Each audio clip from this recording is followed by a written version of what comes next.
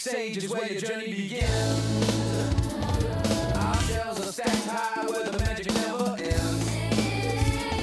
From dice that roll through the tones ancient and wise, we got all the essentials for your game to arise. With adventure in mind, we crafted a piece to make your campaign flourish, more stories increase. For every TTRPG dream, I'm talking to fun. Come find in that quest, leave the money behind. Epic Sages is where you find satisfaction. We bring the spark, you bring the passion. We control the board, you control the action. Epic Sages, where legends find traction. Epic Sages, where legends find traction.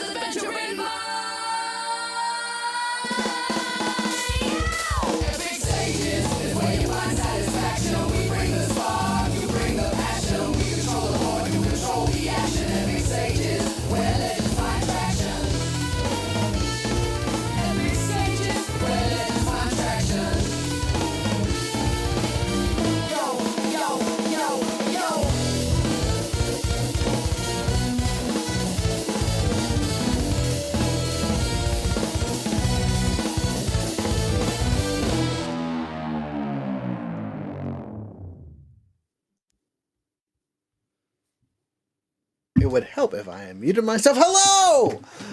Welcome to tonight's show. We're getting right into it, starting off great. That will be the last time you hear that song, as next show is next month, and it's our birthday month, which means we're starting a new season. So this will be the final episode of season 5. Is that exciting? I hope so.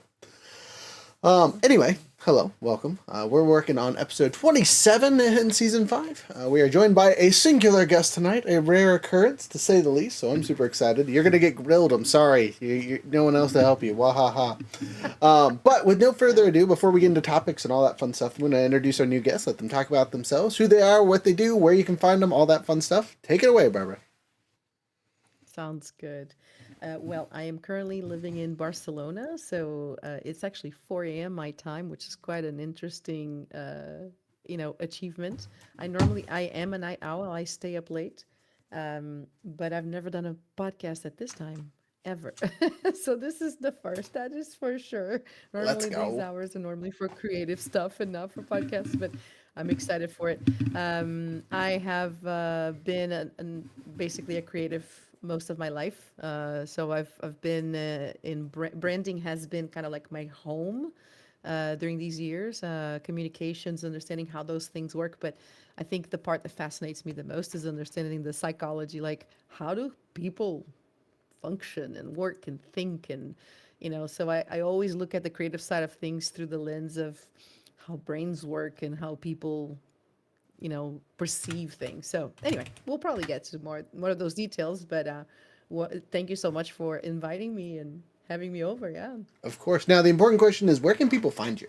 What's your websites? What's your emails? What you're working on recently? Yeah. So we've been I've been in the US with a brand that is mostly working with nonprofits and churches, and so we actually operate under Word Revolution in the US. Word as in like WORD. Many people will look for World Revolution and they won't find us because it's a different word. And we've recently launched Spice Inc. with a K, so spiceinc.com. That is more of a global presentation of what we're trying to do with branding. Basically, I'm trying to disrupt the industry a little bit. So we'll tell you more about that in a second. But those two websites are the main ones. But Spice Inc. is the one that we've been investing in the most recently. Yeah. Fantastic. Exciting to say the least, right? All right, well, let's drive into the questions. First question that we ask everyone when we get them on the show is always about the topic and title. And tonight's title is Red Apple, Green Apple, The Choice of Illusion, right? The illusion of choice. Illusion of choice, sorry. Whatever. It's close enough. I probably said the order of colors wrong, too. But yeah, whatever. Rabble, rabble, rabble. We're going to talk about apples, one way or another. Don't worry. But when that title is said, what's the first thing that pops into your mind? For me, that's an interesting question because I have a very funny relationship with apples. I grew up I was born in Brazil, but I grew up in Portugal. And when I got to Portugal, I remember having this aversion to apples. It sounds very strange to say it this way, but I remember the apples in Portugal just tasting completely different than what I was accustomed to as a child in Brazil. And the main thing that I could remember was that the apples were never crispy.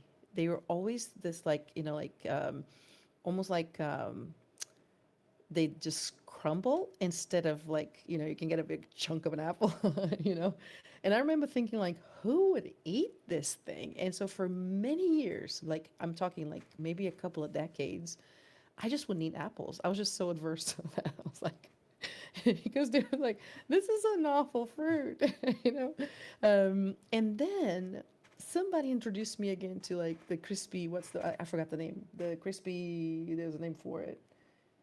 Oh God, I can't.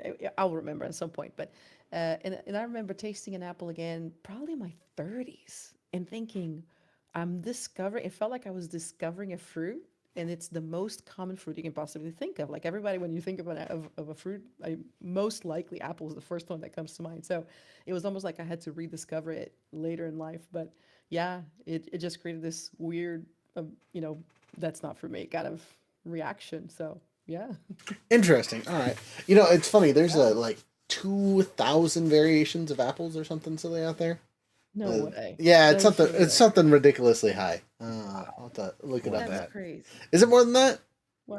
I'm pretty sure. All right. Well, we'll send Jared. I could look. I was gonna say I have after the you power of the internet. after you answer the question, we'll let you use the power of the internet and fact check me real quick. I was gonna have to search for that. The power of the internet. That's All right. crazy. So I'm guessing you're gonna ask me the same thing. Same question. Yep. What's the first thing that pops into your mind when you talk about the red apple, green apple? Well, if I'm being honest, my first thought was, he's probably going with the apple analogy because going with the Matrix analogy, people have adopted that for political things, and he probably doesn't want to start a firestorm in the comments. Oh, we'll get there eventually. There's gonna be a serious discussion about these apples. Yeah, that's just my first knee-jerk choice. I'll have deeper thoughts later into the discussion, I'm sure. Okay. Cool. Yeah. No. Easy titling is red apple or green apple. You're still eating an apple, right? Doesn't matter what it looks like. You're still eating an apple one way or the other. But even that is kind of a misnomer because, like you said, the apples that you grew up with and the apples you were trying for quite some time were very different and had varying effects. And we'll touch on that in a little bit. Yeah. Because that's what makes fruit interesting. Anyway, sorry. So, go ahead.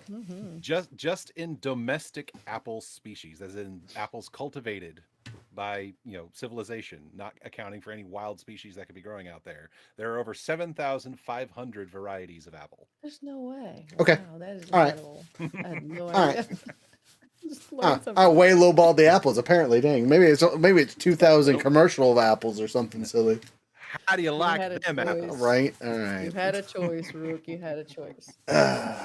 Anyway, apples aside, kind of leads us into the next bit of these questions, right?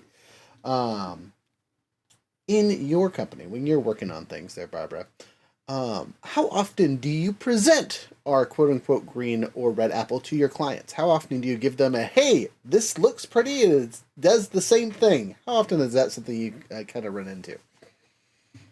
As in, giving them options to choose from? Well, or... more like options that lead to the same results. The same results. Okay. I I love this question because I believe that a lot of our clients come to us because they really find themselves in these like crossroads. It's like, I don't know what to do next. I don't know how to figure it out. I don't know how to get there. So there's a lot of these the word that I hear the most is this lack of clarity, right? And so because of that, there's a natural tendency for them to kind of trust you a little bit more than in other circumstances when you're buying a different product or service, because they're the thing you're solving for them is mostly the clarity. Like they really don't know. So a lot of our clients will come to us. Funny, we say branding because that's what people recognize. But a lot of our clients come to us when they hit some sort of I don't know, transition.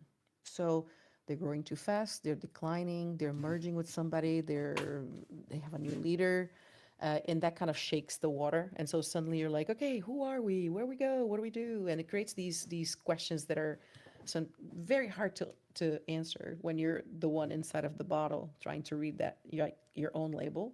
And so I feel like naturally they come in the posture of saying, we just need to get somebody that can help us understand. And so for us, even though we call it branding, the the big chunk of what we do is bring that clarity to like, okay, here's who you are, here's your brand. And so I don't feel a lot of resistance in that case, presenting stuff. But I do have cases where clients don't know how to express what they need, which is normal, by the way. That's why they're hiring us. If they knew, they would need us. Yeah. Marketing, So right? they don't know how to, yeah, they don't know how to express it. And it's interesting because I basically reflect it back to them. And suddenly they're like, that's it. And I was like, listen, I didn't create anything. I just reflected what I saw back to you. But in some point it made sense. They recognize it as like, this is our identity, this is who we are. And that moment is for me still my favorite when you're like, hey, I didn't say it, you said it. And so, the reflecting back of an identity is pretty awesome, by the way. And Nice. it works for children too. You give it a shot. Kids are pretty smart when you Yeah. let them be, right? Yeah. Yeah. Okay, nice. Jared, kind of a similar question to you, more in the D&D space. And this is something I'll kind of yammer about on my end of things. But how often do you feel like you give your players two choices that are the same thing under different colors of paint? See, that's kind of an interesting question because over the years I've adapted this thing. I used to be that DM that drove themselves insane trying to plan for a contingency based on whatever choice I thought my players would conceive of. Learning only painfully, time and time again, they will always make a choice that I never would have conceived of, or they make the worst possible choice I would have conceived of, and I now have to accommodate that. But so over time, I've kind of shifted my preparation in doing a game. Is like, okay, there are certain points, and I think of like these plot points, these events that are going to happen is like having their own gravity, and then all of the branching choices are just the ride they take to get there. Each one is going to give them a unique experience getting to this point. They're still going to, Right. have their choices and stuff reflected back at them.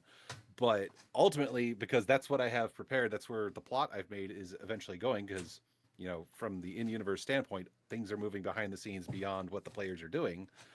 Things are already moving in that direction, and all that's. I'm not say that the players' choices don't matter. They do. It's more determining the ride you get there because me as a person can only prepare so much. Mhm. That's true. Okay, so to refocus the question, how often do you say you have to do that? Ah, I pretty much do it every campaign Every campaign. now. Fantastic. Great answer. Pretty much Love that. every campaign. All Pretty right. much There every you go. campaign now. It keeps me sane. It gives my players a good experience. It's just a good groove to be in. Gotcha. Yeah. And this is a fear point for a lot of players when they are playing their games, right? And what kind of differentiates TTRPGs from like basic video games? We'll do with the Mass Effects thing, where the biggest difference was the color at the end of the game, where the boss is either a blue monster, a green monster, or a red monster. In all cases, it's the same monster. Um, Hours and hours and hours wasted to just deal with the same thing. And right, and then when we get to those points, no one really likes that. When you're given a green apple or a red apple, and if they tasted the same, it didn't matter. You probably wouldn't care about apples, right? The choices would matter way less. But as we know, with apples, their flavor actually tells us something, right? They mean something. They lead to something. They are totally different. You know, a Granny Smith green apple is very different than a Red Delicious. Easy examples as those two apples are quite different. I like those Granny Smiths because those Red Delicious are false advertising. I don't know who called them delicious. They were wrong. They got the red part right, and even that I might argue because they are dark AF. Um, I like Granny Smith, but I would say if you're going to go with one of the delicious varieties, go with Golden Delicious because mm, she's those are softer variety apples like you were saying gross. before. And if you like those softer apples, that's the way to go. Soft fruit, I gross. like to change it up. And Crispy then fruit. the truly hardcore love crab apples. Okay, well, crab apples are their own little Wow. monster. Ha ha ha. But Mm, jumping off apples and kind of getting back into the TTRPG stuff, as we go through and play these things, right? The big concern is that our choices won't matter, right? And as we set up for as we're going along and doing things, like Jared said, you gotta make those choices matter, right?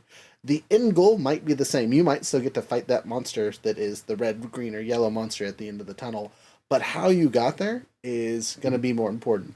Um, I have been Absolutely. this entire season. I've been quoting Brandon Sanderson because I've fallen in love Like with you're a his work. fan. I just love his stuff. mm, But his big sentiment, and one of the things we talk about while we're doing our Cosmere campaign and other things, is uh, journey before destination. Right? If you don't make the journey enjoyable, the destination is not going to matter. It's the important stuff is the stuff you do along the way, right? The colors you add to your apple are more important than whether or not you ate an apple today or not, except for until the doctor shows up, right? And you keep them away. Ha ha ha. Yeah, Go Gary's ahead. point.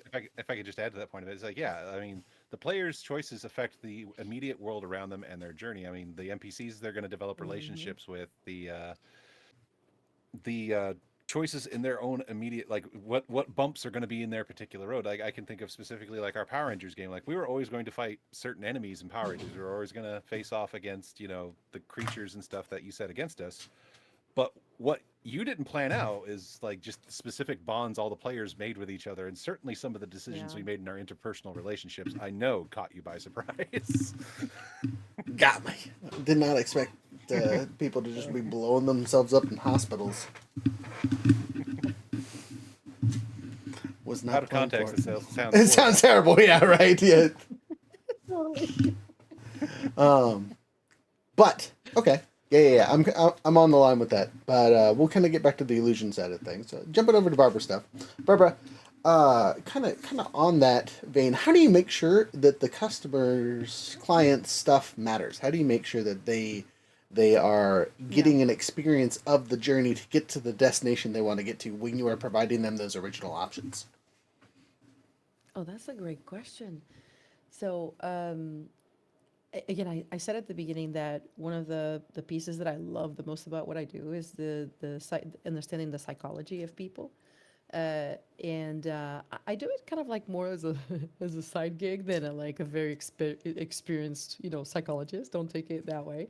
So it's more like I really enjoy understanding how the brain works and how people perceive things. And so I believe that one of the biggest mistakes I've made in the past, you may like this one, was giving people a lot of things at once. It was overwhelming. It was a lot of choices. It was a lot of like, okay, I just need time to just process this thing. And so in trying to make things faster, I was actually overwhelming them more instead of just creating a more digest little by little and then go through this process in a way that is easier for you to follow along. And so there's this fallacy that you think, okay, somebody's paying me. I need to make sure that I give them everything. So we used to do, in a very practical way, we used to show them 6 logos, 6 concepts at once. So concepts, completely different concepts. And then if we needed, we would go through another set of revisions with another 6 concepts. Nowadays, just so you have an idea, we generally have one. Yeah. But that one, in order to get there, we're showcasing, okay, this is a strategy, this is how we're getting there, this is your person, this is who you're speaking to, this is why this matters, this is why this color, this is why. So you give them the little by little steps that will get to a place where when you show the result, it just makes sense. There's Mm. no, there's really not a like, yeah, that's it. So a lot of agencies I mentor, get they surprise the part that surprises them the most about what I do is that I generally say to them, listen, the last maybe 7 years, I would say 95% of our clients have approved the first suggestion we've given them. And it's not because the design is better or worse than anybody else's. It's simply because it aligns with something. Yeah. And so when I was trying to prove myself by giving a bunch of stuff, what I was saying is like, I don't know what I'm doing. You pick. Okay, interesting. You got too many Apple options. You sure you're not a very good farmer? Too That's a many wild take. options. Like, yeah. Okay, interesting. Okay. Um, in business we talk about niching down quite often, right? That's a pretty hard focus for most businesses. You don't want to Yeah. overdo things because A, it's costly on your end, and B, it's hard to sell a thing when you are good at everything. There's a quote in there True. somewhere that's a master of many, or what's a jack of all trades quote go? Master of none. Jack of That's all trades, master of none. Yeah. but better the many than just the one. Haha. Um, Yeah. I believe the hoity-toity word for that is being a dilettante. fancy fancy. But kind of going back to the hitting the illusionary part, right? How useful do you think it would be? And this is a question also to Jared, so feel free to answer this one. How useful do you think it would be to give your clients or players um, the a true illusion of choice, especially when they're new to what they're doing, whether that's marketing or playing games? Is it better to have something where they are really diving into something, or is it a little bit better to Mm, have them kind of on rails to get to a certain thing, right? It doesn't matter if they fight the dragon or they fight the werewolf; they're going to get to the vampire at at the next yeah. step, and then from there they go whatever, right? When you guys are dealing with your people, I'm going to start with Jared on this one. And you're dealing with a new person, someone that is very inexperienced. What do you think is the best way to handle that? Do you give them the plethora of choice where they get to like make the greatest journey to get to a destination, or do you kind of just give them color choices and go from there? Well, it really depends on the context and the situation. Generally, if it's just like a long-term campaign and I'm getting to know the person, the player, I get to know the kind of stuff they're into, depending on how new they are to even just the genre of RPGs. If they're like brand new, like working Joe Schmo who's just like, I heard about D&D from Stranger Things, I want to try it out. I Mm, start with like bare bones. Just say, what do you want to do? Like, what are you in the game? You're in this situation. What would you do? I give them like a little. I get a bare bones of like what their preferences are, and then I kind of guide yeah. them to choices depending on that because I have the time to get to know them and get them help them make a character. If I'm doing something that's very short, very just punchy and like this is only a one-time thing, especially when I'm doing like paid games or the games I host at the library, the illusion there is like here is your character. We are on these rails today. You came here for this experience. And I get a lot of new Yeah. players drawn to that because they're like, I want a very guided experience. I want to experience the game Mm-hmm. without having to worry about making all these choices. So it Mm-hmm. really depends on Decision context and fatigue. situation. So Okay, Yeah, decision fatigue. That's definitely the case for on my end as well. So I feel like one of the things people appreciate the most is not having to make decisions as much, and that's the value. And so we definitely have the guided experience. I feel like the one, two, okay, three steps is more valuable for them than the here's all the choices. Yeah. interesting. Okay, so I kind of the caveat on that sentiment from both of you, right? Because one it kind of matters, and one of them is step by step seems to be better. Uh, is it better, right, to have a singular choice, right, that is what they're going to pick, or is it more important to give them a variety of options, in your opinion? Obviously, it sounds like Barbara, you have kind of gotten rid of the option side of Yeah. thing and just gave them a singular bit. But has Yeah.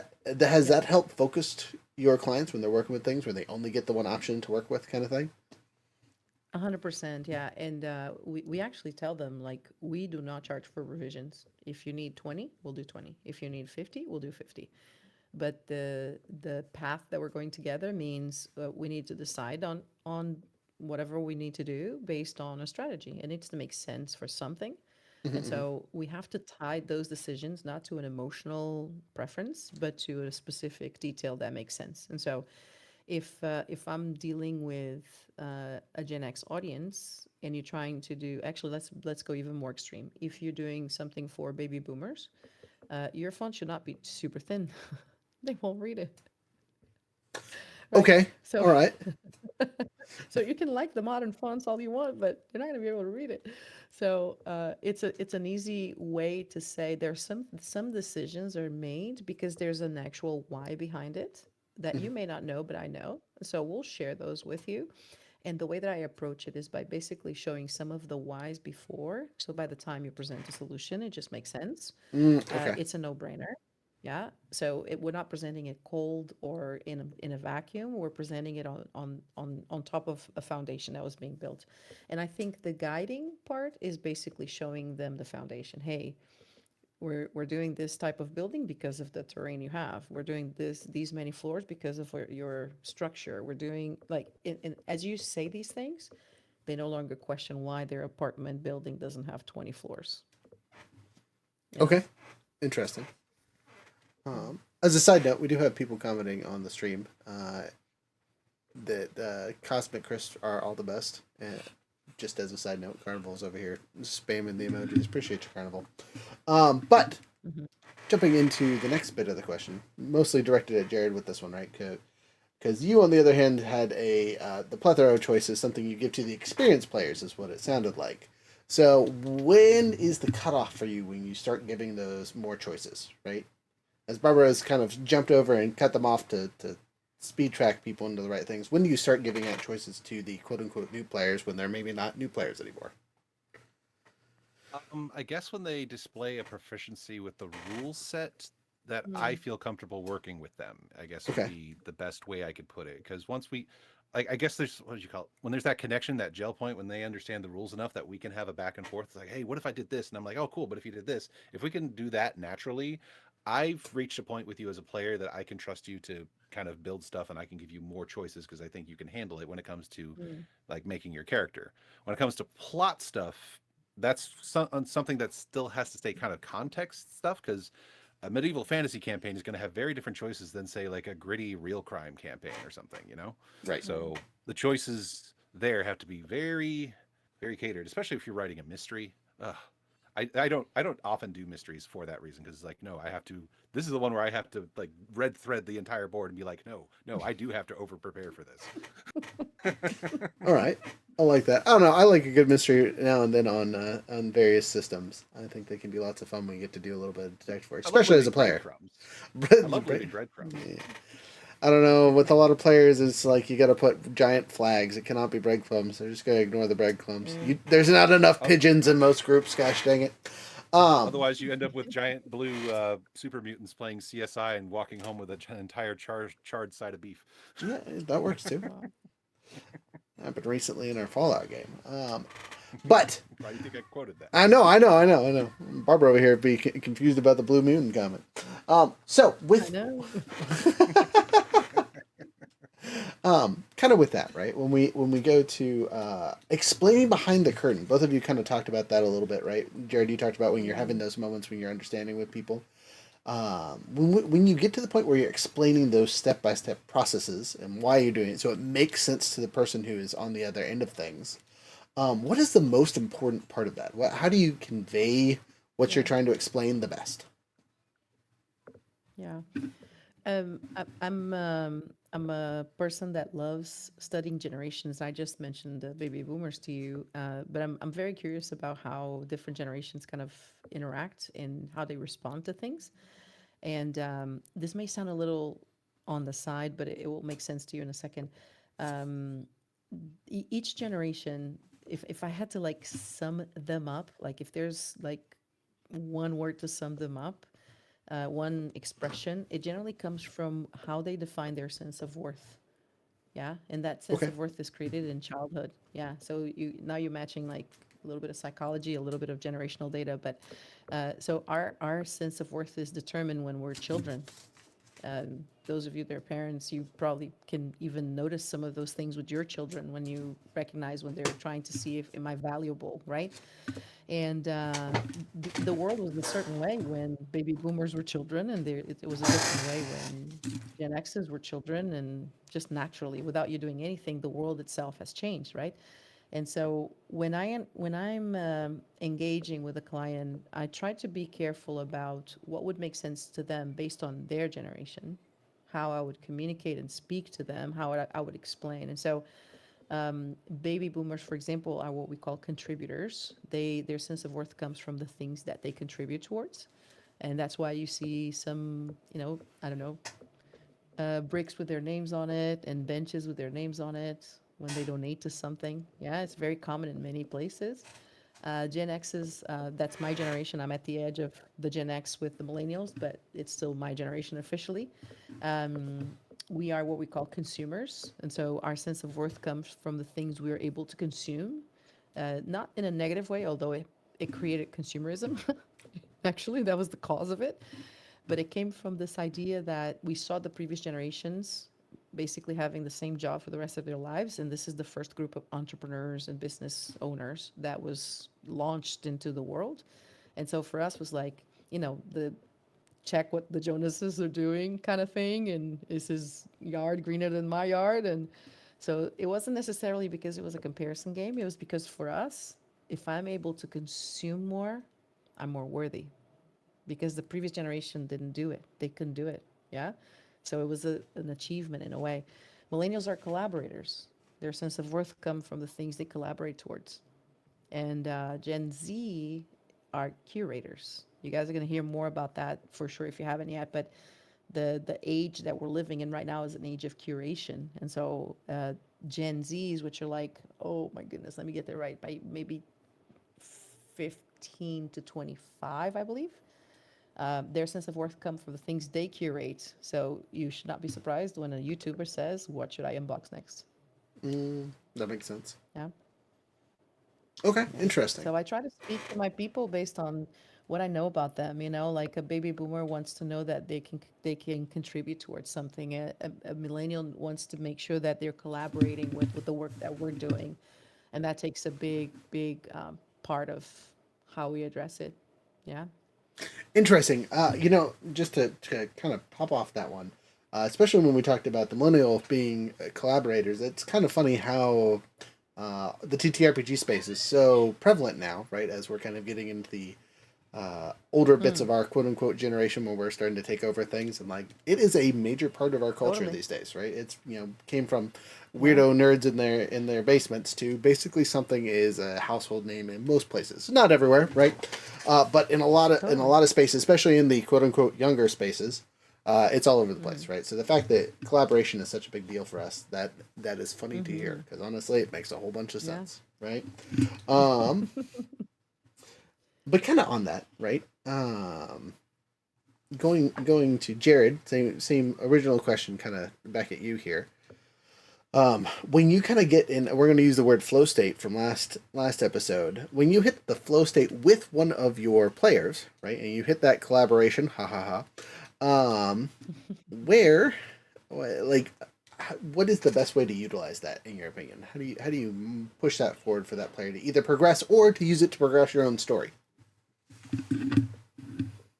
Just in general or in direct relation to the topic of illusion of choice we've been talking about?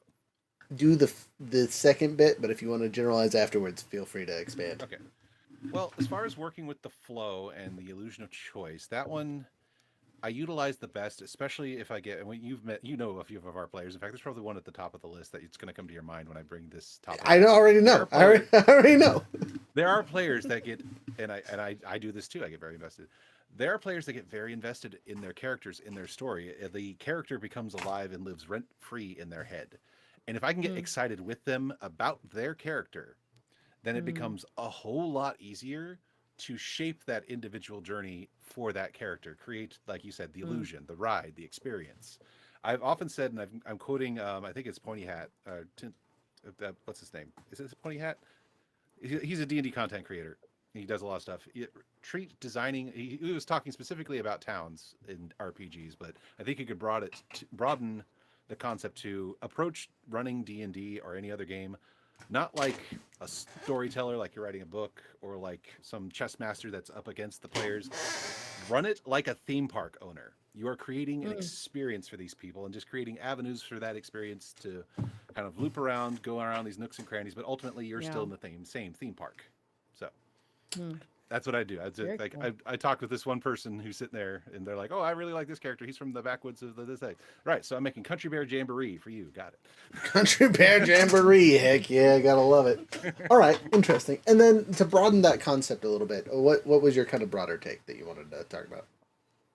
Well, in the broader sense, like when you hit that flow with a player, it I would say just mostly what I have to say in a general sense is you have to be very, very careful with that flow because without realizing it, if because it's fun and engaging and all that, you can burn a lot of creative energy on Mm. just one player, and that can easily be taken as like favoritism or depending on what your who makes up your table, nepotism.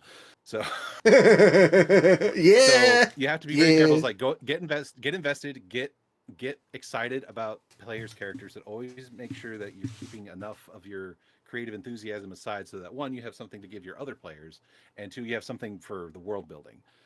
Because yeah, I've had campaigns where it's like I get excited about the one person's character because they're really into it, they role play them really well. I will build entire like sections of my campaign story about it, and then that person will drop out, or there'll be drama in the friend group, or there'll be a second, Oh, and now all this work I've done is in the Wasted, garbage. thrown away. Ah, man, fun story on that one. We Cosmere campaign. One of my very good friends was in it, and we built the campaign around his character because it was going to be a specific thing. We talked it out. This campaign was going to be all about boats and being on the ocean and doing boaty things. Yeah, no, it did not. No, he had to leave midway through because babies are a great thing, but they do throw wrenches and stuff and things. In college, that's what we'll blame it on was college. The indeed. baby wasn't the baby's fault. The baby's great. College's fault.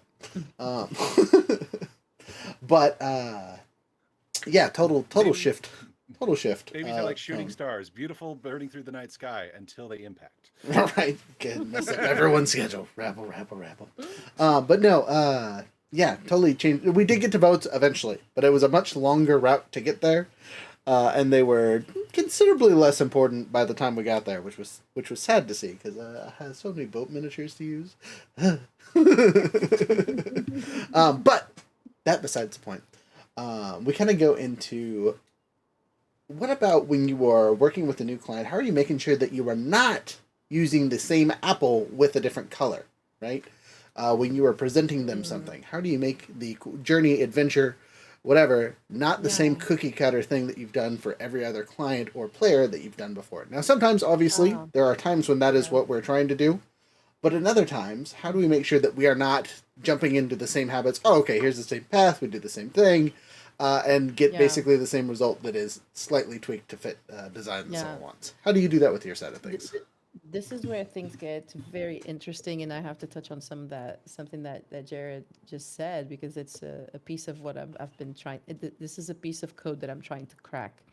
And so when one of your players has this identity that becomes so real for them, and the fact that you recognize that identity in them is it's the reality for any human being when somebody sees you, right? When they recognize that person in you that you see, when someone else sees it, it's a very powerful thing. And so I've been in situations in the past, Rook, where I had like, okay, actually, let me give you the three components because this will make sense to you.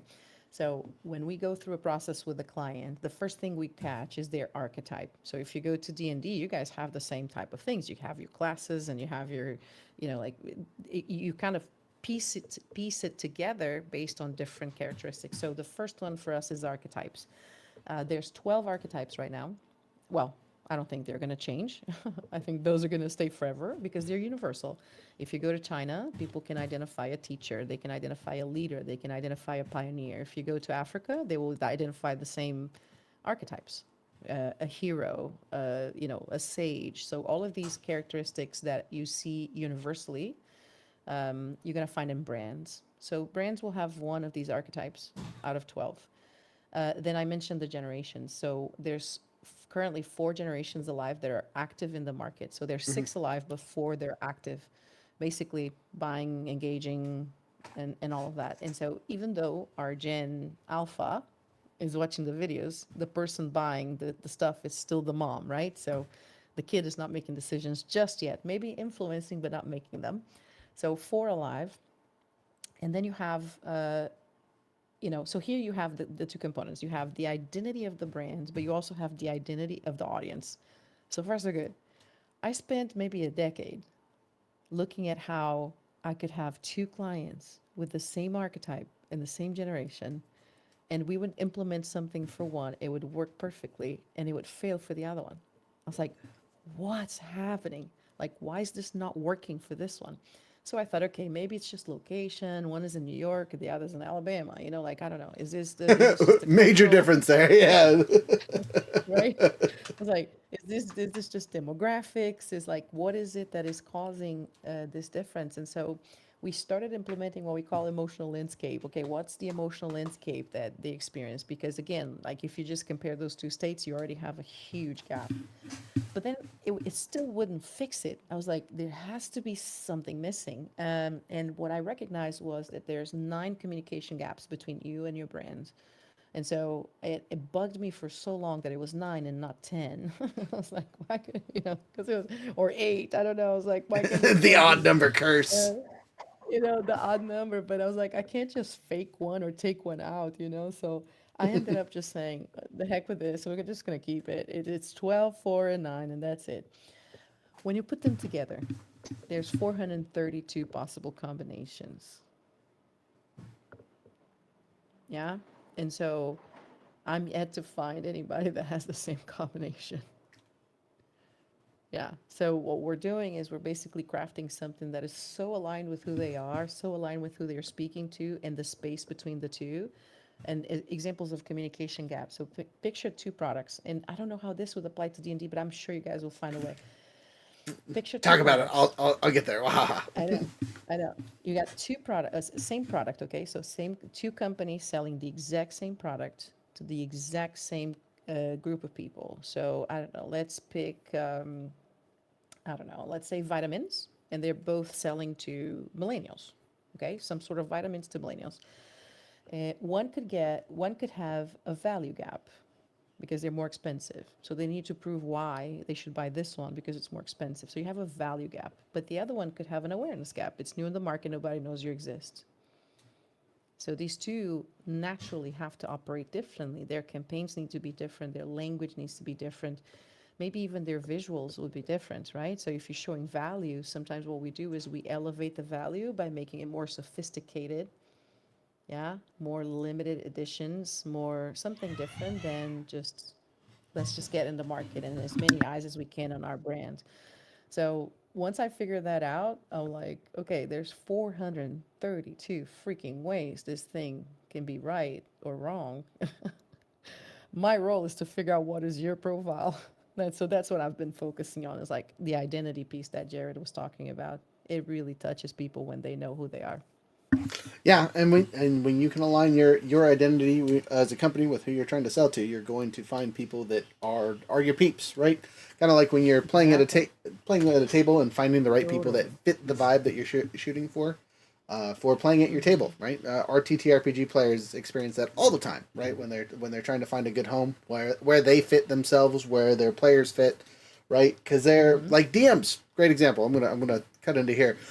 Every DM in some form or fashion is considerably different, right? Our buddy Younger and Yeah. myself are one of our original founders here. Very different styles of DMing, right? We could run the exact same game and they're going to look totally different comparatively to Very one to different. the other, right? We could even be continuing each other's stories, and how that plays out is going to be different than each other running stuff and things. Jared and Yeah. myself, totally different styles of how we GM. We have a basic mindset that fits the same aligned goals, right? We're selling the same product, we're doing the Mm-hmm. same thing, but who we target when we're talking about things, generally a different group of people. Um, we could talk about dice and how people sell that and all those fun things, right? And there's 4 billion Mm-hmm. things we could connect what you just said into the TTRPG space and how easily it will when you line up with the right people, things work out generally for the better. Um, Mm-hmm. right? And the opposite is also true, and I'm sure Jerry can speak to this. When you find someone that is way out of left field, right? You talked, Jared, earlier about mystery stories, right? And how like you have to prep super hard for those. But you might find someone that's all they want to do is be a mystery person, and they're hanging out with a whole bunch of people that just want to go slay goblins. They're going to have a bad time. You know what I mean? And if you are a DM that all you want to do is present mystery stories and that kind of stuff, and you're with a group of people that are just there to slay goblins, you're gonna have a bad time, right? Now, could you frame slaying goblins and put it into a mystery thing? Heck yeah, give them that green apple. It'll lead to the red apple. Whatever you need to do, it'll get there. But uh, you gotta paint it first. It's gotta look like the right apple first. Go ahead, Jared. Admittedly, in that scenario, the best way to avoid that particular kerfuffle is just having clear communication from the Yep, yep, get go yep, about yep, what the yep, yep. campaign is about. But Exactly. just building on what Barbara said before, talking about all these different combinations and stuff, and this, like, we touched on the social dynamics, fitting people who fit together, whether it's from your social group or your coworkers from work wanting to form a group or something. There's going to be different aspects that feed into what the vibe is for your table. And then when you actually Hmm. get into the game yourself, that becomes even more of just the ridiculous amount of combinations, because everyone's like, okay, oh, yeah, you're a wizard and you're a fighter and all that. It's like, yeah, but within the game itself, there's so many different combinations and options of putting together these particular things that no two fighters, no two wizards are going to be exactly the same. They Hmm. could be down to the numbers if you really wanted to, but because they're being played by two separate people, you're still going to get different outcomes. I mean, heck, Especially since Exactly. there's the random element of the dice complicating all of that as well. So it's like Hmm. it's a wild ride. It's chemistry, is what it well, is. and I Hmm. think the funnest part about that is you can have the same person play the exact same players or the same character archetype, and they're going to be different in almost every story, right? Unlike a novel, right, where the characters are necessarily consistent, you might have a character that has the same name, does the same function, but is totally different in how they present themselves. Again, we have quite a few examples of people on our live plays that have played multiple of the same people, right? Same name, same person, same concept, that popped out completely different. Jared has a fantastic wizardy crazy man named Vincent. Uh, a fantastic example, or Bobby and Vincent, both great examples of Jared having a character archetype, same name, same person, and totally different settings, doing something totally different, which is kind of fun. Uh, so, kind of to refocus on apples here for a minute, apples to apples. Apples. Uh, See, how this do is you funny to me because I had a player that had a familiar. Actually, technically, it was a. Sorry, I'm gonna go on a tangent? tangent here. Go ahead. Go ahead. I'll give you Tangent. 30 seconds of tangent time. You got this. Okay, so we did a campaign where we had our whole table, but everyone at the table had a special familiar, like an animal companion, and the other players would be playing our companions as determined randomly by the dungeon master. And my friend Brandon ended up playing my familiar. My character was like the shamanistic, scarred witch doctor half orc, and my familiar was a flying fox fruit bat, played by my friend Brandon, who only I could communicate with, and his obsession was apples. So anytime someone says the word apples throughout this entire conversation, I've just heard his goofy voice going, apples? Wonderful. I'm glad I could bring that to your brain. Um, to refocus on apples, we're Apples? apples. We're going to kind of get back to what apples are meant to represent in this context, right? And the context Hmm. is the final product, right? The cure all, the solution to all things, the thing that keeps the doctor away, apples, right? Whether they're red or green, the objective is to have an apple. So, kind of from our last question, what is your apple? What are you trying to do here? Timothy, thank you. We appreciate you. Have a good night.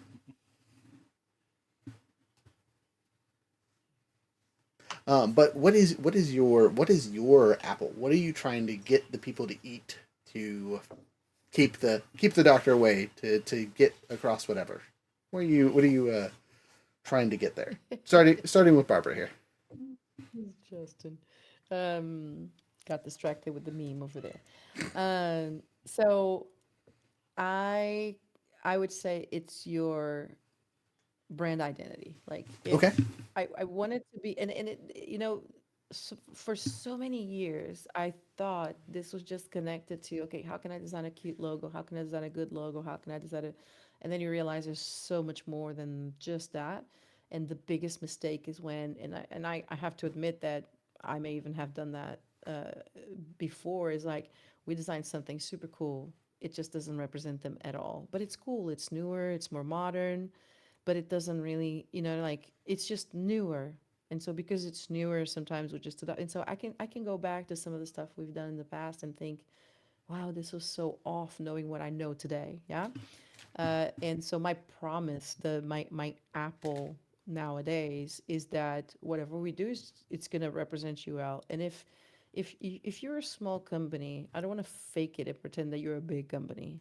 If you're familiar, I don't want you to pretend that you're trendy. If you're, and so we can't just all go for trendy stuff if you're actually something completely different than that. So my focus is always on like revealing the heartbeat more than designing the heartbeat, you know? That makes a lot of sense. Yeah. So yeah, okay, interesting. It's funny you bring the not representing people well. In several of our campaigns, we like to do themed music for characters. The only downside is generally we make it before their character has had a lot of screen time and can do things. So every once in a Yeah. while, we look back at the songs we made for and went, yeah, that doesn't fit whatsoever. Completely That's opposite. not how they play that character. Oopsie. And Yeah. then, that's when season two rolls around and we make them new songs and we have it a little bit better. But, whatever. Jared, what about you? Mm. When you are getting the players their apple, regardless of how you paint it, what is the apple for you? The Apple ultimately is, and I'm sorry you're talking about gaming here, is a Yes. positive and meaningful experience because I'm a big believer in escapism as a kind of a way to keep yourself mentally and emotionally happy. And Mm. I take it very seriously when someone, like, it's a level of trust. They're trusting you with their time and their imagination and their investment in the characters. So I I want to bring them. The Apple is, it's a story worth having with those characters, a Story worth world worth having. experiencing with those characters, Mm. and a rule set that doesn't get in the way. Or rather, if there's something they're having difficulty with, my job is not to say, well, learn the system better. It's like, well, how can I help you get past this? Mm. You're an adult, read the book. Anyway, sorry. Well, yeah, I'll always read the book. I'm not gonna play the game for you. But if there's something Yeah. you struggle with, like you get a player that maybe struggles with math. I struggle with math.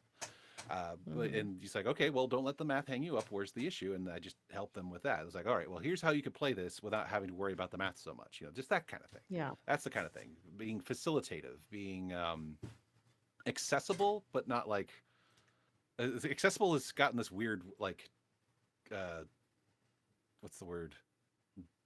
All these tags attached to it when you say the word accessible. People have all kinds of opinions on that word, but no, like the actual word is like Mm. making it accessible in the literal definition of the word to the person who's looking to access your experience. So Solid. Solid. Love Mm. that. I know I'd have to echo quite a bit of that, but I think if we're going on players and whatnot, my apple that I'm trying to get them is to have a character that they align with, right? Where the characters they Mm. play is just another version of them, right? Whether that's a good version, a bad version, a silly version, right? I want them to realize that that is a person that is in them somewhere, right? If I can get them to understand That's that point, awesome. then I think I've succeeded in telling a good story. Because if they see themselves in a person, that means they relate, which means they will have empathy and investment and excitement into what the stories that we're telling and doing. Um, yeah. So that's my silly little apple. Now, time for final thoughts, as we are almost at time here. So Barbara, we're gonna start with you. Final thoughts, and then one more time where you're at, where people can find you, all that fun stuff too. Mm-hmm. Final thoughts. I love what you're saying. I have a. I started playing Dungeons and Dragons online. That was my first experience with Dungeons and Dragons, so I have a different experience than the ones that you guys have. But eventually, when we started having kids, I don't know what you're we talking about. moved We to also play a online. It's great. yeah, we moved to a different version that we made up ourselves, where we would play with Legos. So we would build the scenes with Legos, but then still to have the story, and everybody had their little chests, and everybody, and so, but we would get little like real loot in Legos, like Lego swords and Lego, Nice. and it was, I still have photos. It's a good family memory. And since we moved to Spain, we haven't brought the Legos because it's like we have buckets of them. We haven't brought them here, but often we talk about it. And it's really interesting how I can just look at my family and see how everybody has actually created the character that so aligns with who they are, you know? And so I've always been the healer. And the reason why my character is called Heal Me is because that's what people would yell at me. Heal me, heal me. That's great. As a And side note, I would be distracted catching strawberries. So I'm the one who's like, oh, resources, let's go. that's And they're wonderful. like, hey, we're dying here. You're supposed to be healing people. As a small loot goblin But online, I feel that oh wholeheartedly. man. Um, on that note, if you share those pictures later in the chat, that'd be great. I would Oh, love to I see that. It's will. super cute. Yeah. I'm always a big proponent of using Lego, especially when we're dealing with kids and whatnot, because it's really Hmm. simple. They make great little miniatures. There's 4 billion sets, and everyone knows that after about a year, most Lego sets have deteriorated into the pile of various colors on the floor, and being able to reuse those so they don't stab you in the feet is always positive. Jared, Yeah. any final thoughts on this topic? First off, also want to say love the Lego story. Actually, I own some D&D brand Lego merchandise. Like I have Yeah. Lego minifigures of both Strad von Zurovich and Tasha the Witch Oh from wow. from That's from D&D crazy. lore. If Yeah. I had known this topic would go this way, I would have gone and got them. It's like here they are. No, but yeah, Wow. yeah. Just final thoughts. Her stories talk about making your own D&D game with Legos. I've done something similar. I did a much simplified game for my nephews when they were little, and it's like you can be whoever you want, just be whoever. So I had one kid who was a Pokemon, one kid who was Kirby, and I think one kid was Yoshi, and we did a little dungeon crawl with them. It was fun. And the way I ran the game is like anytime they Oh, like I said not leveled up, but like I had it so anytime they succeeded a roll, like got a critical, they'd get a new power, and so they just get crazy with yeah. all these new powers as they were getting better and better. And it's like this is great, it's fantastic, I love it. They're having a good time. So, yeah, final thoughts. Mhm. Whether or not you're presenting the illusion of choice, don't get too hung up on the fact that you're creating an illusion because entertainment is illusionary. That's its whole thing. It's Hmm. the original term, prestidigitation. Watch my hands, watch my hands. You're creating an experience. It's okay that you're kind of tricking them a little bit as long as everyone understands. I'm not being malicious. I'm just trying to give you a good experience. Hmm. Solid. That's a good way to put that. I like that. Um, Final thoughts on my end. Again, the important part is making sure people eat their fruit. They get their apple right. What kind of apple they have, or how much of it they have. As long as they have it, you're doing the right thing, right? So try to keep that in mind when you're doing stuff and things. And Barbara, one more time. Who are you? Where can people find you? What are you working on? All that fun stuff. There you go. In person, you're gonna have to come to Barcelona. That's the only way to do it. I'll invite you for coffee. It's nice weather now over here. So, and online, I am on Instagram. It's the Barbara Carneiro, and then spiceinc.com. Spice Ink with a K. Like most people think it's a a tattoo shop. It's not. But I just wanted to combine two words that generally don't go together until people start thinking all the time it's a tattoo shop. So you'll remember that. Spiceinc.com is our website, and it's the easiest place to find us. Yeah. Fantastic. Yeah. We Um, are launching a documentary, though. We should have it actually anytime now. When documentary that is on our branding process, and it's at the bottom of that website. You have a link to the YouTube channel. So, hmm Sweet, sweet. We'll talk about that yeah. a little bit more after the show then, because that'll be exciting. Um, Mhm. on our end of things, we got a couple things going on this not this weekend, but next weekend. We have our Dungeons and Flagons at our local VFW in North Pole. So if you're in the North Pole, hanging out with Santa Claus, come hang out with us at the VFW and play some games. We have no major other events for the rest of the month, but next week we have both Blades in the Dark and Fallout. So keep on watching those as they ramp up and start doing things. I'm pretty excited about both of those series. And then the code for the month is still Spring 907, Spring 907, all caps. Still get you 10% off at the website. Speaking of North Pole, if you guys haven't made it out to Phoenix Fire, we just dropped off a shipment of stuff and things out there, so go check them out. Um, Jared, you got anything else for us on your side of things specifically? Well, like you said, I'm running Fallout this Wednesday. I'll also be starring in Blades in the Dark on Monday, and the same day, the day before, because Dungeons and Flagons occurs in the evening, I will be running my monthly library games over at the Fairbanks Library. So if you want to come play some more games, Mhm. just have an entire game day of games with me, you can do that.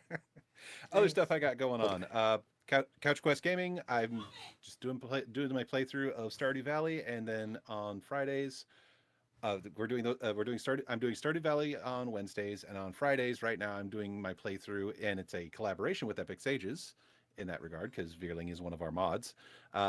We are doing Baldur's Gate 3, and we noticeably less explosive in the last episode, thankfully. We blew up a lot of things by accident in the previous. I have also launched a new content channel. I've touched on this a little bit. I have an AI music YouTube channel now called LK Radio, and it's got one album playlist that's mostly new age stuff, and then I also have a little theme song for the channel that plays when you go on the homepage. It's a fun little funky number. So It's popping. Speaking of music, Barbara, you get to make a very important decision here. Would you like to hear our new theme song that we'll be using for all of season 6, or would you like to take a random game of chance at the end song for tonight? Oh, I would like to hear the new one. Yeah. All right. Getting a preview. Well, thank you guys so much for being with us with the adventure in mind. Have a wonderful time. Talk to you later. Bye. Maybe if I can push buttons over here.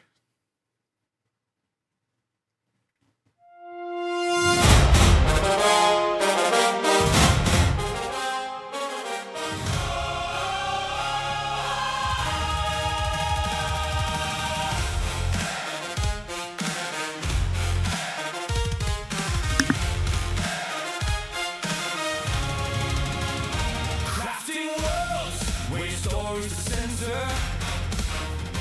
Gear and tools for the brave and the bold. Your journey begins as the tale unfolds. Step inside where legends are told. Maps and dice and the magic within every roll is a place to be.